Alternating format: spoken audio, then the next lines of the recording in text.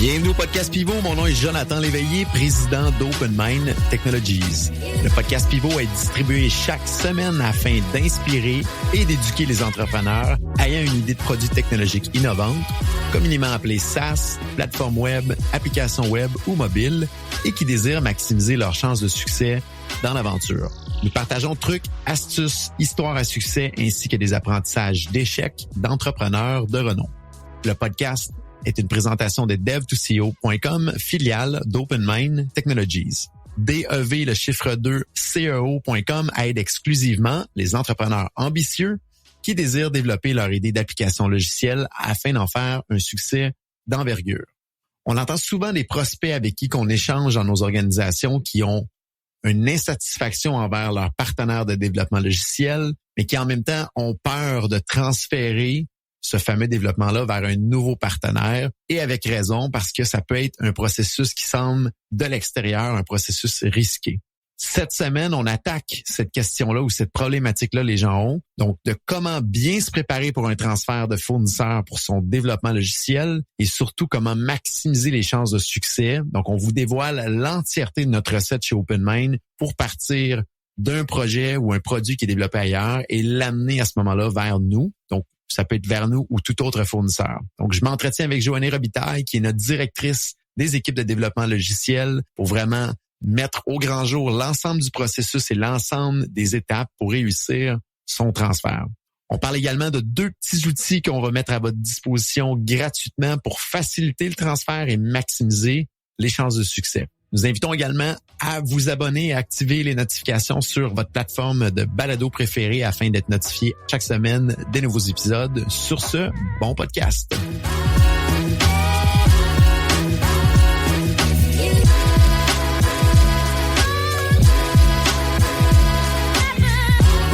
Joanie Robitaille, merci beaucoup d'être avec nous cette semaine. On va parler d'un sujet qui est quand même très chaud, de comment se préparer pour une reprise de projet en développement logiciel. Je pense que le premier item qu'il faut aborder, là, c'est vraiment c'est quoi les raisons qui motiveraient un changement de fournisseur pour développer son logiciel. Je pense qu'il y a plusieurs items peut-être à nous parler à ce niveau-là avant d'entamer le fameux parcours qu'on voudrait faire par la suite. Ben oui, je pense que c'est important là à la base de se demander quelles sont les raisons qui motivent le changement, parce que ça peut être beaucoup de choses différentes. Entre autres, est-ce que c'est parce que le soutien se termine avec le fournisseur actuel? Est-ce que c'est parce que l'application soit chez le fournisseur actuel ou même si c'était développé directement dans l'entreprise, c'est un développeur qui a quitté, qui détenait toute l'information, par exemple? Est-ce que c'est une mauvaise relation avec les personnes qui soutiennent actuellement l'application? C'est-tu parce que l'application actuellement avec ce fournisseur-là, elle ne peut plus évoluer? Ou au contraire, c'est qu'on n'a plus de support technique? Donc ça, à la base, là, c'est déjà les premières questions qu'on doit se poser pour s'assurer qu'on prend la décision pour les bonnes raisons puis qu'on les connaît.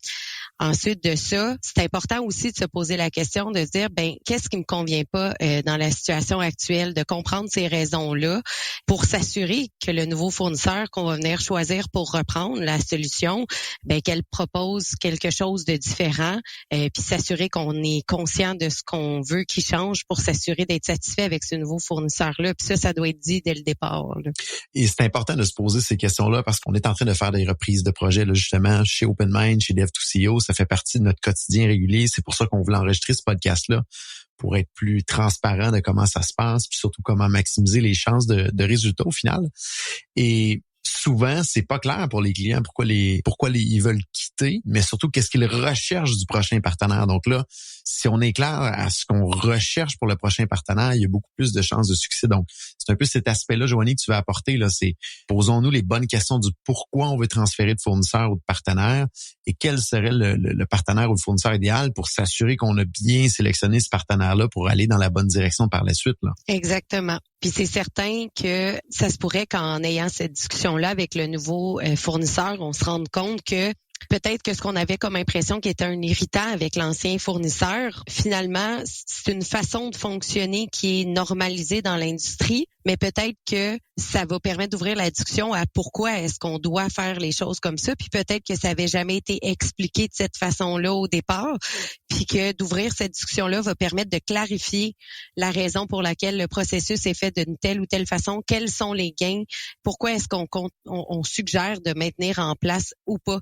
cette façon de travailler là, mais au moins tout est clair, tout est explicite, il n'y a rien de non dit, puis on part la relation sur des meilleures bases. Fantastique. Donc, on a identifié pourquoi on veut quitter, quel serait notre partenaire idéal, on a identifié ce partenaire-là. Maintenant, comment que ça devrait fonctionner par la suite? Quelles sont les étapes? Puis comment, en même temps, limiter un petit peu ce risque-là dans cette opération-là qui peut faire peur à beaucoup de gens, là? Ben oui, définitivement. On est habitué avec un fournisseur, on est habitué avec une façon de procéder.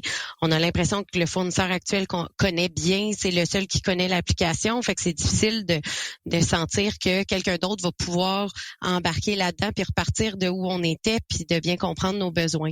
Je dirais la première question à se poser avant même de décider de changer, un coup qu'on sait tout ça, là, qu'on n'est plus bien et tout ça, est-ce qu'il y a des outils, par contre, existants qui répondent maintenant à mon besoin? Parce qu'on sait que, surtout si c'est une application qui existe depuis longtemps, ça se pourrait qu'il y a 10 ans, quand on l'a parti, ou même il y a 5 ans, il n'y avait rien qui existait sur le marché qui répondait aux besoins. Puis qu'aujourd'hui, les choses ont changé, puis il y a des outils qui peuvent répondre. Puis on voudrait pas se rendre compte de ça après avoir fait une migration, après avoir fait beaucoup de changements à l'interne, d'avoir fait toute cette planification-là, se rendre compte que finalement, on était peut-être mieux avec une solution existante. Donc, je dirais première étape, s'assurer qu'on s'est posé la question puis qu'on a validé ce qui se passait autour. Mais un coup que ça s'est répondu, donc on sait qu'on change, puis on sait que ce sera pas pour un produit tablette, c'est important de faire un état des lieux.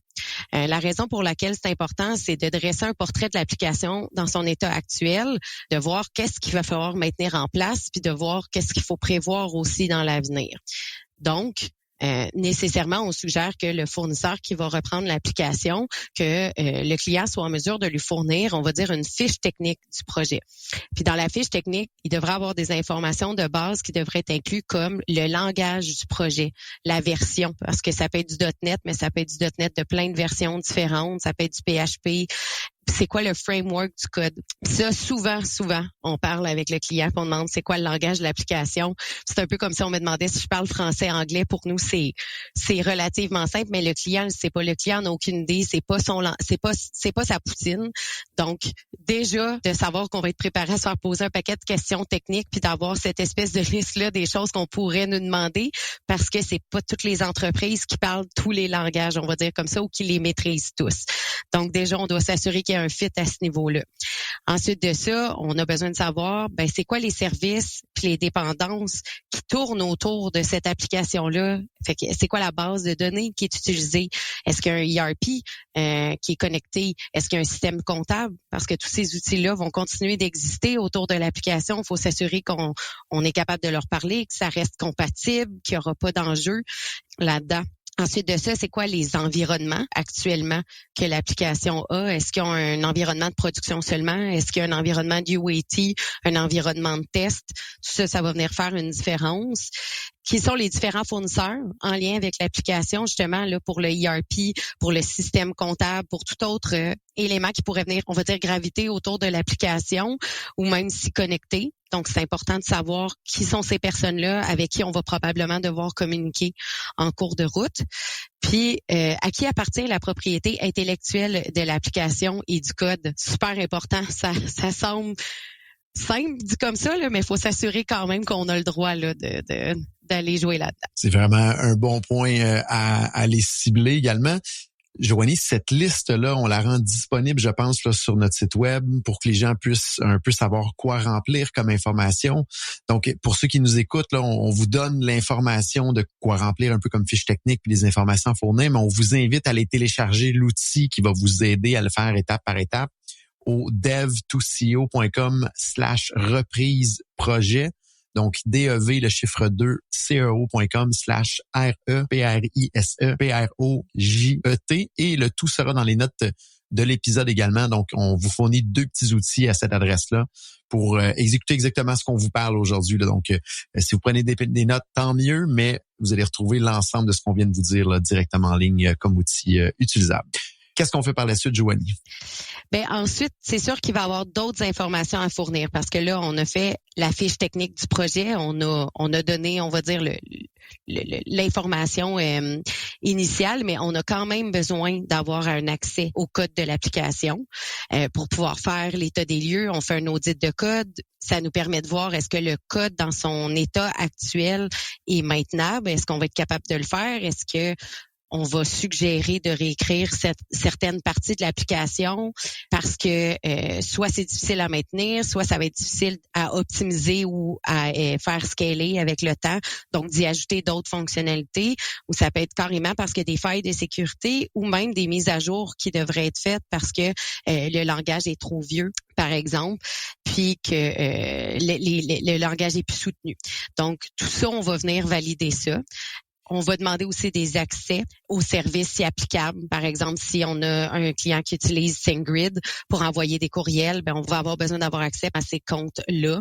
Il faut savoir aussi quel niveau d'accès il y a pour l'application existante. Est-ce que c'est derrière un VPN? Est-ce qu'elle est seulement accessible à l'interne? Est-ce qu'elle est seulement accessible sur les postes de travail des gens à l'interne? Est-ce que ça fonctionne aussi sur des tablettes, sur des cellulaires?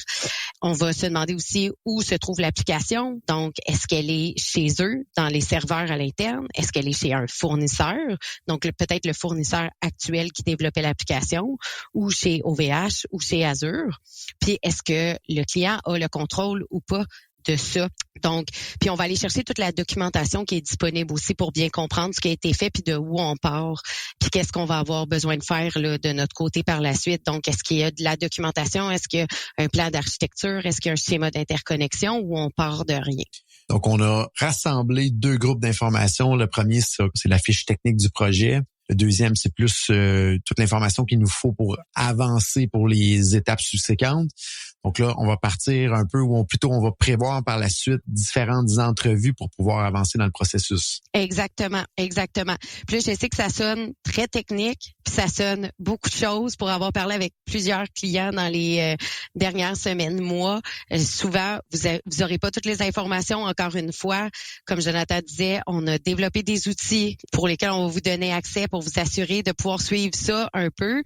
Mais dans la majorité des cas, comme chez nous, il y a une analyse d'affaires là qui est derrière cette liste-là, qui la suit avec vous, puis qui s'assure de récolter l'information. Fait que vous n'êtes pas toute seule avec votre feuille à essayer de les trouver. Il y a des gens qui sont là pour vous aider. Absolument. Aujourd'hui, on vous lève le rideau un peu sur la poutine technique en arrière pour que vous ayez une meilleure idée dans quoi vous embarquez dans un transfert de fournisseur ou de partenaire. Mais inquiétez-vous pas, généralement, le partenaire où vous en allez, si c'est nous ou un autre, généralement, en tout cas, de notre côté, on sait qu'on est bien structuré. On espère que les autres aussi, sinon ils s'inspireront de la méthode qu'on sort aujourd'hui au grand public. Mais on est là, nous, de notre côté, Open Mind, Dev2CO, on vous tient par la main vraiment pour y aller étape par étape. Le but d'aujourd'hui, c'est que vous puissiez avoir une vue d'ensemble des étapes et d'avoir les outils aussi pour démarrer ce processus-là, si c'est ce que vous désirez au bout de la ligne. Vous avez une idée de produit techno à développer et vous vous demandez, suis-je prêt à le faire? Bonne nouvelle, dev2co.com rend à votre disposition un mini questionnaire gratuit en ligne qui vous permettra de parfaire votre réflexion et surtout de valider à quel point vous êtes prêt ou non à démarrer le développement de votre idée technologique. Rendez-vous au dev2co.com/évaluation, DEV le chiffre 2 CEO.com/EVALUATION. Sur ce, de retour à l'épisode en cours.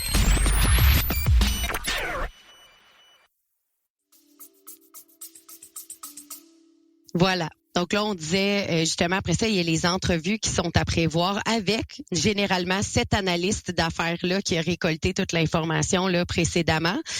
Puis dans le fond, les entrevues que l'analyste d'affaires va faire permettent de savoir comment est-ce qu'elle fonctionne l'application actuellement, c'est quoi les différentes fonctionnalités qui font partie de l'application, puis comment est-ce qu'elles sont utilisées. Donc, nécessairement, ces entrevues-là vont être faites avec, on va dire, les utilisateurs, les champions de chacune de vos équipes qui maîtrisent le mieux l'application actuellement. Donc, ensuite de ça, on va aussi se demander qu'est-ce qui fonctionne bien dans l'application actuellement? Est-ce qu'il y a des choses qui fonctionnent moins bien? Est-ce qu'il y a des choses que vous aviez l'intention d'ajouter? Est-ce qu'il y a des choses qui, au contraire, servent plus, qu'il faut pas prendre en considération si on avait besoin, par exemple, de faire une mise à jour, une réécriture? Aussi, super important de soulever quels sont les bugs, les demandes de support les plus fréquentes qu'on a avec le fournisseur actuel, parce que c'est probablement les premières choses que vont devoir soutenir le nouveau fournisseur. Donc, d'être en mesure de fournir cette information-là dès le début permet au nouveau fournisseur de comprendre déjà où vous allez avoir besoin d'aide le plus rapidement, puis de s'assurer qu'il comprend bien ces modules-là, puis comment il va pouvoir venir vous supporter. Puis, dernière chose, est-ce qu'il y a des requis particuliers au niveau de la sécurité des données, dépendamment de l'industrie dans laquelle vous êtes? Ça peut être différent. Entrepreneurs et dirigeants qui nous écoutent, j'ai une question pour vous aujourd'hui. Êtes-vous pleinement satisfait de la cadence et de la performance de vos équipes de développement logiciel? Eh bien, sachez qu'OpenMind Technologies et dev2co.com peuvent vous aider à améliorer la cadence dans vos développements de produits en dédiant une équipe ultra performante pour vos projets. N'hésitez pas à nous écrire directement via le site dev2co.com, donc DEV, le chiffre 2, CEO.com, ou directement sur LinkedIn. Il me fera plaisir de discuter personnellement avec vous de comment nous pouvons vous apporter de la valeur dans votre organisation. Sur ce, de retour à l'épisode en cours. Et ce qui est intéressant avec ce bloc d'entrevue-là, généralement, quand les gens se disent « Bon, je vais changer de fournisseur, je vais perdre en efficacité et en vélocité le temps que le nouveau fournisseur connaisse le projet puis qu'il s'y met dedans », effectivement, il y a toujours une période d'apprentissage.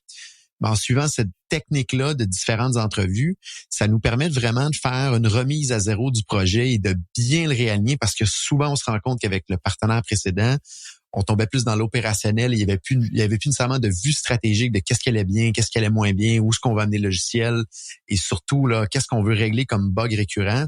Ça nous fait vraiment une vue d'ensemble pour partir sur une bonne base puis de se projeter plus rapidement vers l'avant. Donc, effectivement, on se ralentit un petit peu en transférant vers un autre partenaire.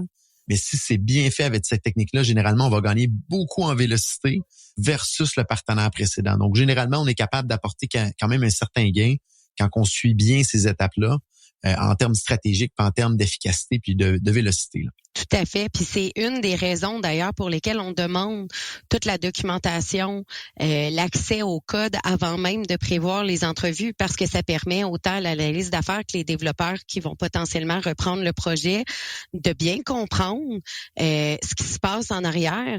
Ça leur permet de poser des meilleures questions quand ils arrivent en entrevue avec les gens parce qu'ils savent déjà un peu ce qui se passe, comment ils travaillent. On va venir creuser un peu plus loin, on va soulever des points de discussion, on va venir gratter peut-être un peu plus certains questionnements. Donc, plus le client va fournir d'informations à son nouveau fournisseur avant, plus il va être généreux de son temps quand on va passer ces entrevues-là, puis meilleure la vue va être de comment est-ce qu'on peut aider à reprendre, puis comment est-ce qu'on va bâtir le plan par la suite. Et un bel exemple concret cette semaine, on accompagnait un client pour transférer d'un autre partenaire vers chez nous. Notre gang chez OpenMind avait fait justement la revue du code, la revue de la documentation. On était s'asseoir chez le client pour comprendre ses procédés, ses processus d'affaires. Et là, on a descendu la liste de problèmes récurrents qu'il y avait dans le système que ce client-là tentait de régler avec l'ancien partenaire. Et on était déjà capable de commencer à émettre des hypothèses pour régler ces irritants-là récurrents. Et le client était un petit peu abasourdi de dire, mon Dieu, je travaille depuis 6 mois avec l'autre partenaire pour essayer de régler ça. Il n'y avait pas de solution. On tournait en rond. Et déjà là, à la première rencontre, vous apportez des potentielles solutions à appliquer rapidement. Mais ça fait partie de ce que tu viens de mentionner, Joanie, de dire exact. On a du travail en termes de partenaires et de fournisseurs à faire, nous, de notre côté, avant même ces entrevues-là, pour être le plus pertinent possible dans les entrevues puis d'amener vraiment de la vélocité dans le projet de manière rapide. Là. Tout à fait. Maintenant qu'on a fait ces entrevues-là, on enchaîne avec « C'est quoi le plan ?» C'est bien ça? Exactement. Là, on tombe à « C'est quoi le plan de match ?» Donc, c'est sûr que d'avoir fait toutes ces étapes-là avant nous permet déjà de pouvoir répondre à une question qui est assez fondamentale. Tout le monde la pose toujours. Combien ça va me coûter? Combien de temps faut que je prévoie? Nécessairement, là, on se comprend, on a tous un budget à respecter. Donc, toutes ces informations-là nous permettent de voir, en fonction des besoins de maintenance récurrente de l'application, combien de temps est-ce qu'on pourrait prévoir mensuellement pour le support de l'application, le maintien, les mises à jour et tout ça. Mais en même temps, ça nous permet de voir aussi, avec tous les ajouts qui seraient à faire, les améliorations, d'évaluer qu'est-ce qu'on peut prévoir comme budget, puis est-ce que le client veut le prévoir, on va dire, plus rapidement possible en début de reprise, ou est-ce qu'il préfère le lisser à travers le temps. Donc, ça nous permet de pouvoir en discuter avec le client puis de planifier tout ça avec lui en fonction de ce qui lui convient le mieux. Ensuite de ça, un coup qu'on a vraiment sur quel échéancier puis combien d'heures est-ce qu'on veut mettre par mois de ça, là, on fait vraiment le plan de migration ou le plan de transfert, là, dépendamment s'il y a une migration à faire ou pas. Et ce plan-là, nécessairement, il va se faire en 2 temps. Il va se faire avec le fournisseur, l'ancien fournisseur et le nouveau. Mais aussi, il y a un plan qui doit se faire à l'interne chez le client. Fait que pour ce qui est des fournisseurs, donc l'ancien et le nouveau, mais là, ça va être important de venir bâtir un échéancier puis de clairement identifier ce qui doit être fait avant la migration ou le transfert, parce que ça se peut que l'ancien fournisseur, par exemple, avait des mises à jour importantes à faire avant de pouvoir transférer l'application, ou il y avait déjà une entente qui était prise avec le fournisseur, l'ancien fournisseur, de faire certaines corrections, améliorations au système, par exemple. Donc, tout ça, ça doit être clarifié et avec l'ancien et le nouveau fournisseur, ce qui a besoin d'être fait avant, par qui. Qu'est-ce qui a besoin d'être fait durant la migration? Parce que des fois, le transfert peut être super simple. C'est on vous remet le code, puis c'est terminé, nous on le réinstalle sur nos postes. Mais s'il y a une migration à faire, comment est-ce qu'on va fonctionner durant cette migration-là? Puis qu'est-ce qui est à faire après? Donc, qu'est-ce que l'ancien fournisseur vous attendiez qu'il fasse avec le code d'un coup que ça a été transféré, puis toute la documentation qu'il y avait de son côté? Puis même chose, là, le plan de qu'est-ce qu'on part, qu'est-ce qu'on attaque en premier avec le nouveau fournisseur. Donc, c'est super important que ça se soit clarifié au niveau de l'échéancier, mais aussi qu'on détermine qui vont être les intervenants clés des 2 côtés durant ce plan-là de migration ou de transfert, puis qui est responsable de quoi. Donc là, on suggère de faire un RACI, donc de vraiment venir identifier qui va être responsable, qui va être imputable, qui doit être consulté à quel moment, qui doit être informé à chacune de ces étapes-là. Puis à quel moment est-ce qu'on vise que le transfert soit complété, qui doit être clairement identifié aussi. Puis ça a l'air banal, mais c'est super important de clarifier encore une fois quels sont les critères, on va dire, d'acceptation. Fait, qu'est-ce qui nous dit que le transfert est complété? À quel moment on est capable de dire, tout est fait. On s'entend que quand cette étape-là, elle est arrivée, tout le monde est capable de se dire que le travail est complété. Et qui est la personne responsable de le dire, de venir confirmer que c'est fait pour que là, on dit, c'est déconnecté du côté de l'ancien fournisseur puis on part avec le nouveau. Pour éviter le plus possible qu'il y ait de l'implicite puis qu'il y ait de la confusion. Donc, on rend ça très explicite à partir de tel moment. J'adore tellement ce que tu dis, Joanie, parce que souvent, dans les souliers du client, c'est flou. Est-ce qu'on a terminé le transfert? Puis là, il y a personne qui donne l'information. Il n'y a pas eu de définition de le transfert est terminé. Et là, ça reste en suspens, puis jamais personne revient. Donc, super important dans le plan d'avoir une définition de qu'est-ce que c'est la complétion du transfert, qui est responsable à ce moment-là d'aviser tout le monde et qu'on soit tous conscients là, qu'on a terminé, c'est fait, c'est réglé, puis on a plein contrôle maintenant sur le projet, là. Exact. Puis le dernier plan, comme je disais, là, il se fait à l'interne. Parce que souvent, encore une fois, on a tendance à faire un plan qui fait beaucoup de sens avec les fournisseurs. Mais là, on oublie les gens autour qui, eux, sont impactés aussi là par le changement de fournisseur. Donc, on suggère vraiment de s'assurer de faire un plan aussi de transfert à l'interne. Donc, de venir lister qui va être impacté par le changement. Encore une fois, les bons vieux outils de registre de parties prenantes. Donc, qui va être impacté, à quel niveau, à quel moment, pourquoi, quel sera le niveau d'impact. Puis de s'assurer de planifier à l'interne s'il y a un impact, un downtime, on va dire pendant un certain nombre de temps, ou un suspens au niveau du service, des fois pendant la transition, s'assurer que les gens à l'interne soient au courant de ça, mais aussi qu'il y ait un plan B pendant cette période-là. Puis comme tu le disais tantôt, Jonathan, ça se peut qu'il y ait une courbe d'apprentissage avec le nouveau fournisseur. T'sais, nécessairement, on s'est bien préparé, on sait déjà quels pourraient être les problèmes qui pourraient survenir dès le départ. On s'est outillé, mais ça reste une nouvelle application. Donc, de prévoir avec les gens à l'interne aussi, ça se peut que les demandes que tu faisais anciennement, si les gens étaient capables de le régler en 15 minutes, ça se peut qu'au début, ce soit un petit peu plus long que ça. Qu'est-ce qu'on fait si ça se produit? C'est quoi notre plan de match à l'interne? puis tenir au courant les gens de l'échéancier et de l'avancement de ce plan-là. Très important. Donc, ça compléterait un petit peu l'ensemble des étapes à ce moment-là pour partir de, mon Dieu, comment qu'on transfère un projet à on a complété le transfert et on est à ce moment-là en voie d'avoir une bonne et pleine vélocité à ce moment-là pour la suite du développement du logiciel. Là. Exact. Fantastique. Joanie, merci beaucoup pour ce pertinent échange. Je vous rappelle que sur le site dev2co.com/reprise projet, vous allez pouvoir télécharger les 2 outils qui vont vous aider. Le premier outil, c'est un one-pager qui explique l'ensemble des étapes à poursuivre.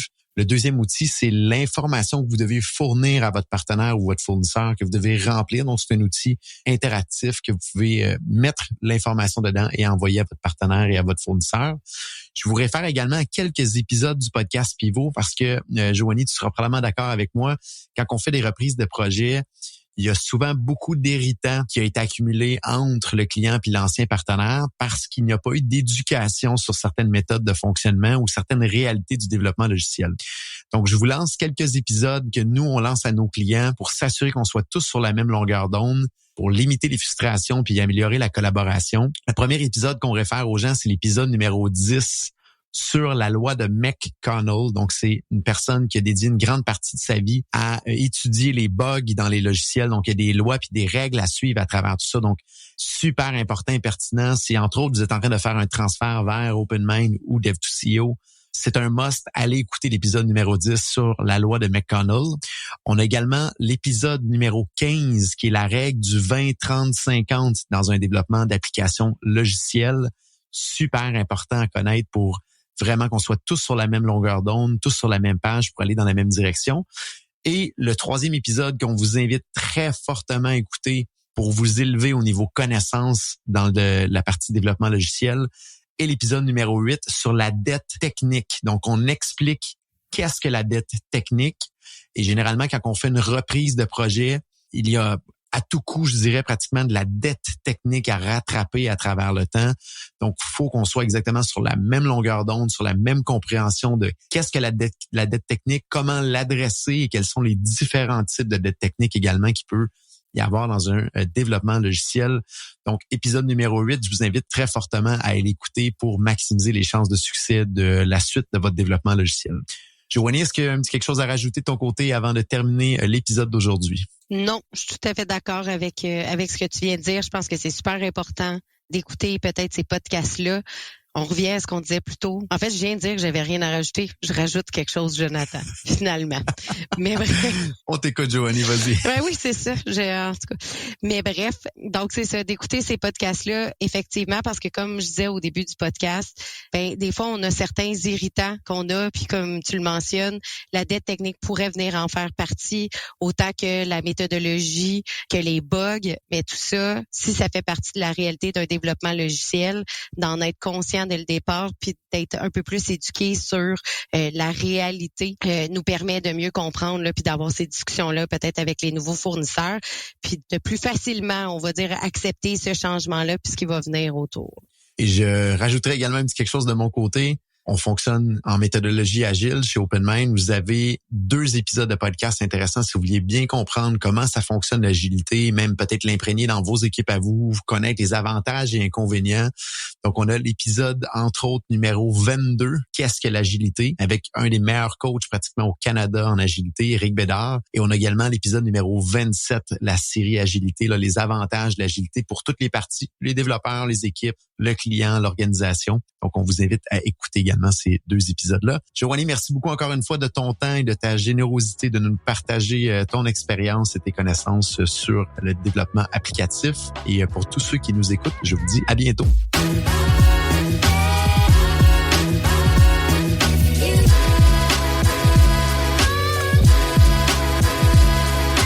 Voici les 3 points en rafale que je retiens de ma discussion avec Joanie. Premièrement, c'est possible de faire un transfert vers un nouveau partenaire avec un risque limité, mais il faut d'abord savoir pourquoi on veut le faire et surtout quel est le gain que on veut aller chercher au final. Deuxièmement, il va y avoir 3 étapes dans le processus. L'étape de documentation, l'étape d'entrevue, puis la partie action pour faire le transfert. Troisième élément que je retiens, si le processus est bien fait, bien qu'il y ait un ralentissement dans les premiers sprints de développement. Il va y avoir par la suite un gain net après le transfert si tout est bien fait dans les règles de l'art, entre autres par le fait de faire l'état des lieux du système existant, ce qui va permettre de remettre les pendules à l'heure et surtout de réaligner la suite du développement dans la meilleure des directions possibles. Je vous rappelle qu'il y a 2 petits outils disponibles en ligne que vous pouvez télécharger gratuitement au dev2ceo.com/reprise projet. Le lien est dans les notes de l'épisode, je me répète, mais voilà. Donc, merci à tous d'avoir été des nôtres cette semaine. N'oubliez pas que nous, on produit ce contenu gratuitement pour vous. Notre récompense est votre partage et ou votre abonnement à ce podcast. Donc, en ce sens, si cet épisode vous a plu, s'il vous plaît, prenez 30 secondes pour le partager ou pour vous abonner. Je vous invite également à continuer la discussion sur LinkedIn. Mon nom est Jonathan Léveillé, président d'Open Mind Technologies. À la semaine prochaine.